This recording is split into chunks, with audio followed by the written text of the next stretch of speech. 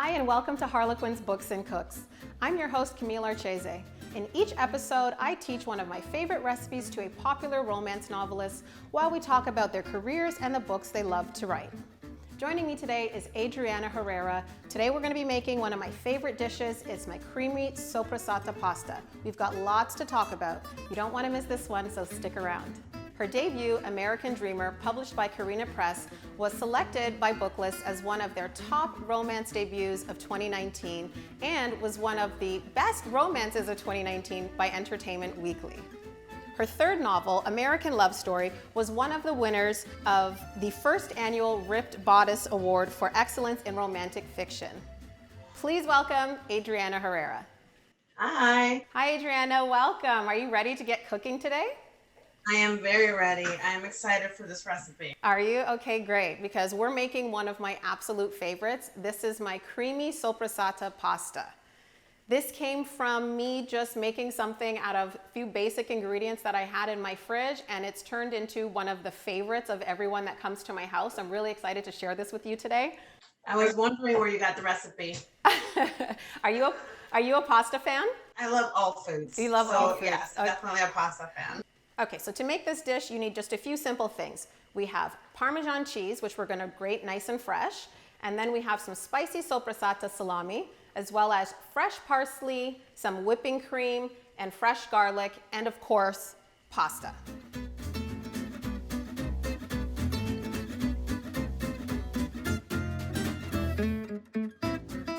So one thing I want to do before we get started is just make sure that we have our pasta water boiling or almost at boiling, because that's one thing you always want to make sure that you don't have to wait for, okay?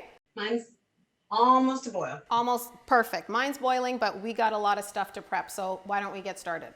So let's get our Parmesan cheese grated nice and fine. So in terms of pasta, Adriana, what kind do you like to make? I like making spaghetti and meatballs. That's something that we make pretty often at home. I like pappardelle too. We don't eat a ton of red meat. So I usually make bolognese with turkey or something like that. But we like we like spaghetti and meatballs. My daughter loves pesto yeah. too. Pasta is one of the things she likes to do a lot. So she makes a lot of, sometimes when I'm working late, she'll make a pasta. She's the pasta person. Oh wow, okay, that's amazing. And how old is she? Because I love a kid who can cook. That's how I got started. Yeah, she's 12, but she's actually a pretty good cook and she's a pretty good baker too. That's amazing. Wow, good job. And is it you who taught her everything that she knows? A little bit. She got into watching cooking shows when she was a little younger, so she got kind of like into it through the cooking shows. Oh Which yeah. I didn't have growing up, and I wish I had because I loved cookbooks when I was a kid. Totally same story for me, actually. It was watching the cooking shows, the few that we had when I was growing up, that really got me into it. The next thing I want to get ready is the spicy soppressata.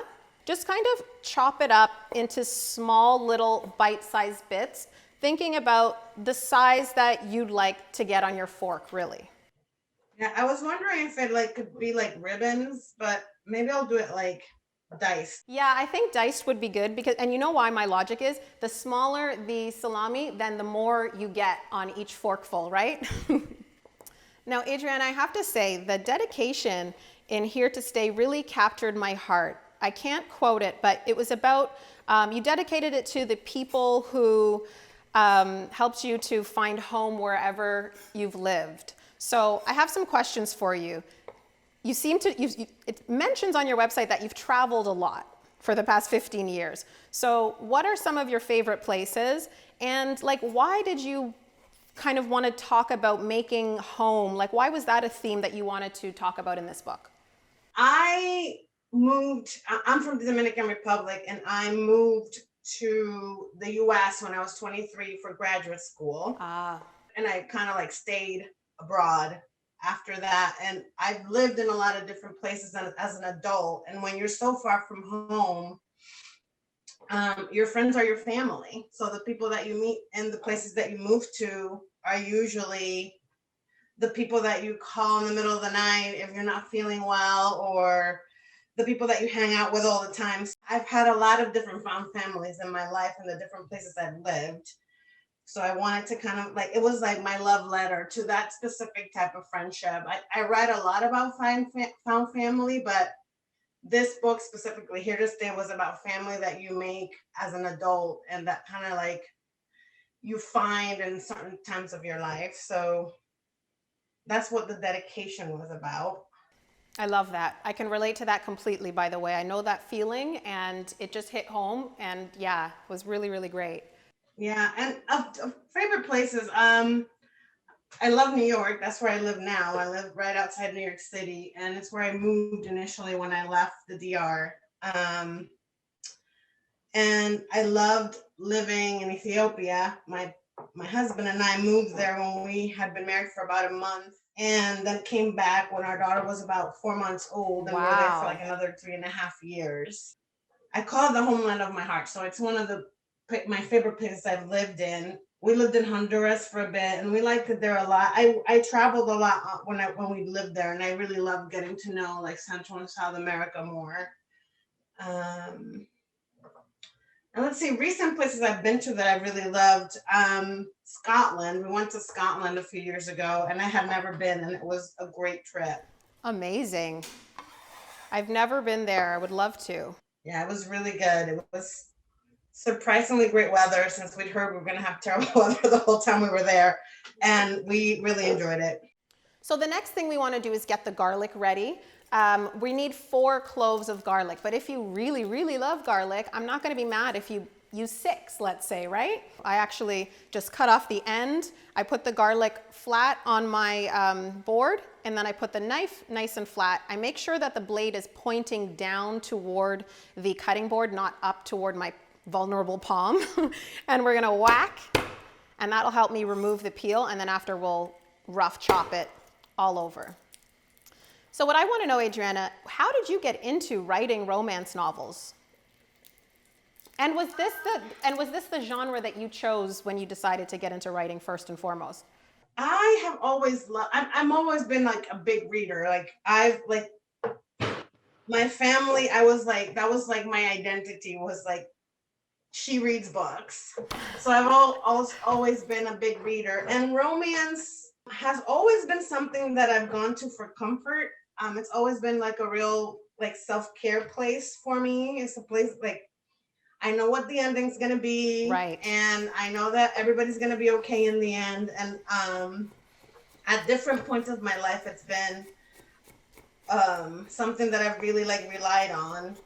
I hadn't really thought about writing until I want to say it was probably after the election of 2016 election, when I was just starting to feel really, I don't know, I was thinking a lot about how immigrants are portrayed in fiction. As an immigrant here in the US, I was thinking a lot about the ways that I got to see people who had my similar background in the books I like to read. And I decided I wanted to write a romance where like people with like my particular experience, like Black people from the Caribbean, Yes. were happy and got a happy ending. Yeah, I really appreciated that you said that, Adriana, about like, cultural appreciation basically of our Afro-Caribbean kind of heritage, because reading some of the descriptions of the food in not only Here to Stay, but also in American Dreamer, I mean, we've got the main character has a food truck. And so I was just salivating with you talking about the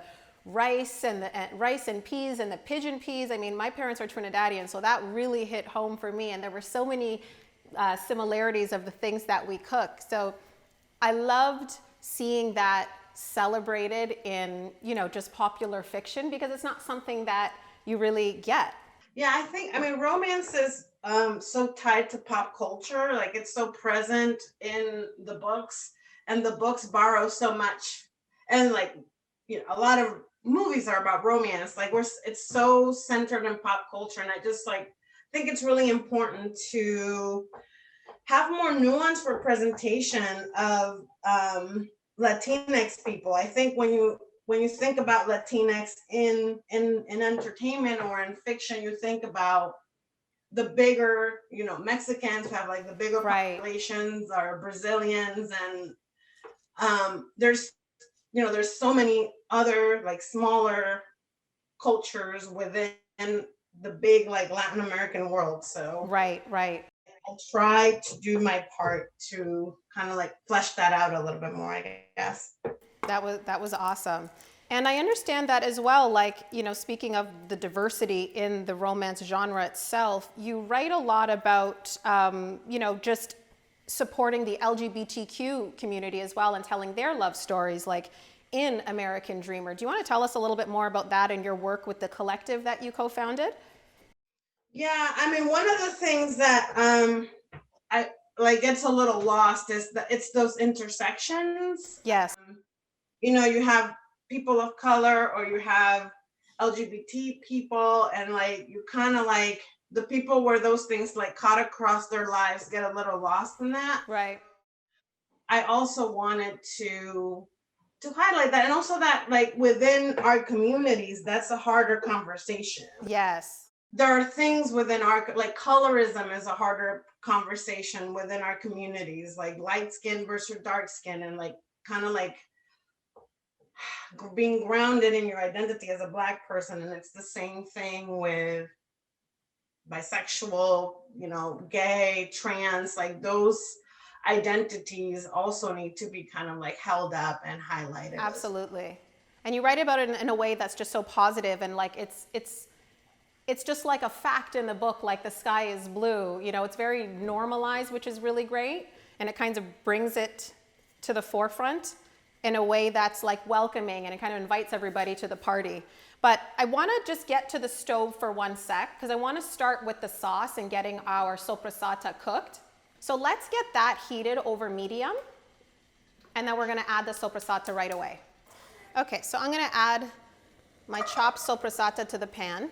I didn't add any oil. You can, but I like when I'm using this type of sausage or salami or any type of cured meat, I like to let the fat from that render out and do its thing.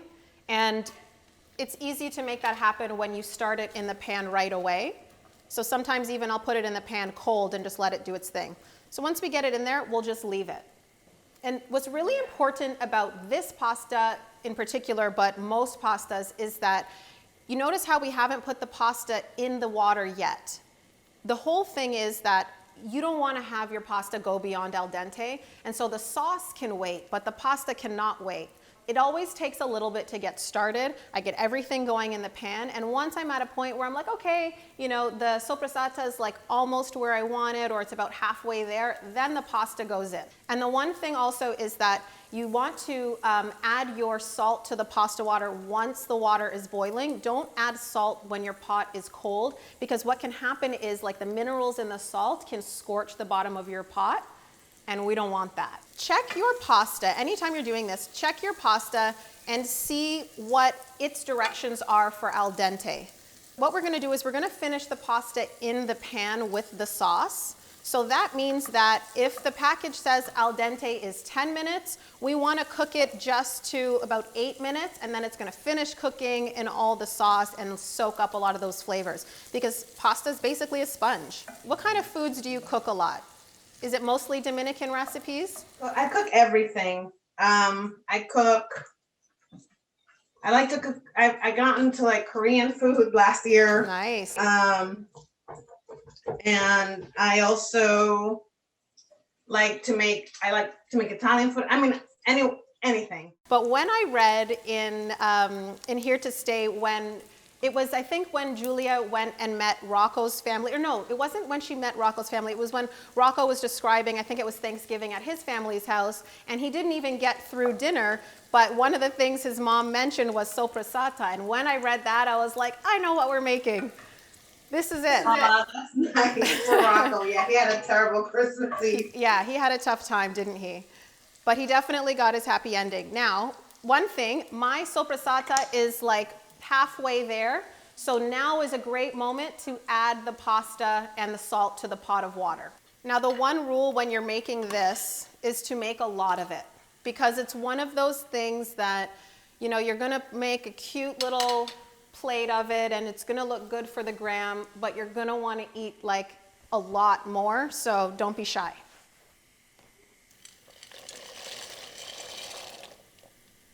So because your pasta is almost there, let's crank it up to high and let's get it bubbling, because we want it to simmer and it's going to reduce a little bit. So do you know, Adriana, what one of the secret ingredients to amazing pasta sauces are? The water. Yes, you know everything. My gosh.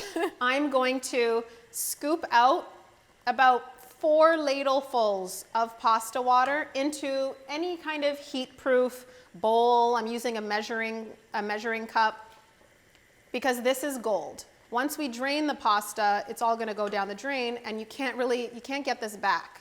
What this is going to do is give your pasta that nice, sexy, kind of velvety feeling. Not like the cream in the soppressata isn't already doing that, but you know, the more the merrier. Okay, so I think that my pasta is about ready to go into my pan. I'm just going to give it a quick test. Try not to burn my fingers too badly. Yeah, mine's good. Oh yeah, mine is right where we want it. Oh yeah, look at that. That's about enough for one person, don't you think? As you can see, when you add it to the pot, you need some more liquid, right? So now this is where our valuable pasta water comes in. We're gonna add a little bit at a time, say like a 1/4 cup roughly at a time, but don't worry about measuring it and being too precise. When it comes to the cheese, I like to add about half the amount to the pot once I turn off the heat, and then I save the rest to put on top of every bowl, because in my house, cheese is a huge thing. So I have to make sure I do both. So I think my pasta is pretty much perfectly done. Nice amount of sauce. I'm going to turn off the heat completely. I'm going to stir my cheese in, and then we're going to give a quick little rough chop of about a handful of parsley, just for something green, and we are good to go. So I'm going to add a nice snowy handful. So Adriana, if you're done with chopping the parsley, then let's add it right to the pan and just stir it right in. A nice little bit of green to balance all of the creamy sauce. And while we're here, I heard that you have a new mini-series coming this summer. Can you tell us more about that? Yeah, it's called Zambrano Studios, and it's a series about a Dominican family that owns a television studio. And they, among the things that they do, they make telenovelas. And because Desire books are a little bit more like on the dramatic side, I thought it would be a good Oh yeah, absolutely. kind of like a good family to write about. So the first book coming out is called 1 Week to Claim It All. It's coming out in June, and it's about one of the daughters of the family who unexpectedly, her father names her as the next CEO of the company in his will, but the acting CEO is her ex, who broke her heart, and he also wants to be in the position. So things get complicated. It sounds complicated, but it sounds juicy, and I'm here for it. Yeah, it was fun writing because it's not the type of story that I've written before. I usually write more like a slice of life type of story, and this one is like high emotions almost at all times. So it was really fun to do it, and it was just kind of fun to write about people who are like glamorous and have private jets and things like that. Oh yeah. Okay, well I really cannot wait to read this one, okay? Yeah. I am It ready was to, fun. I'm really excited about it. oh, I can't wait. Okay, so I'm gonna plate my pasta, and for this, I'm gonna go family style, and I'm gonna pour it right into a really big serving bowl. Your Dreamers series has captured the hearts of so many romance readers. So for anybody though who is new to this genre, what can they expect?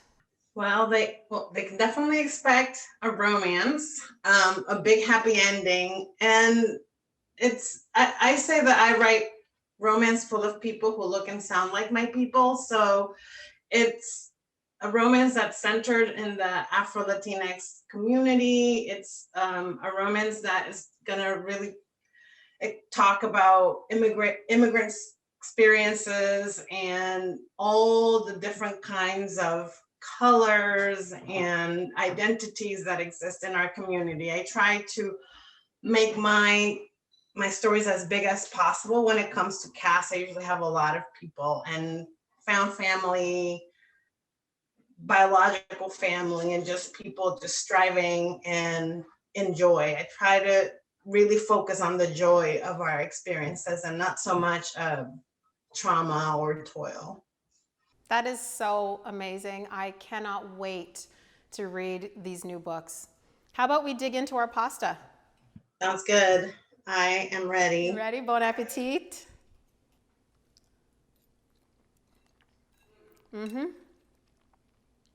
Yep. So I need to know, are you going to make this again, Adriana? Definitely. So Adriana, while I finish my meal, can you tell us what you have coming up soon? Yeah, what I have coming up next, it's an historical romance set in 1889 Paris with an Afro-Dominican heiress. Amazing. I cannot wait to read that one because that sounds fantastic. To take us back in time to Paris, a place that's close to my heart as well. Cannot wait, Adriana. Thank you so much for sharing, and thank you for cooking with me today. Thank you. This was delicious and so much fun. I'd like to thank our guest, Adriana Herrera, who made an incredible version of my creamy soppressata pasta. Don't forget to check out her series, American Dreamer, which is available now in trade paperback. And stay tuned for the next one, 1 Week to Claim It All, which will be available on harlequin.com in June and everywhere else in July. And of course, if you want the recipe for this dish, just click the link below. Be sure to share and subscribe. Can't wait to see you in the kitchen next time.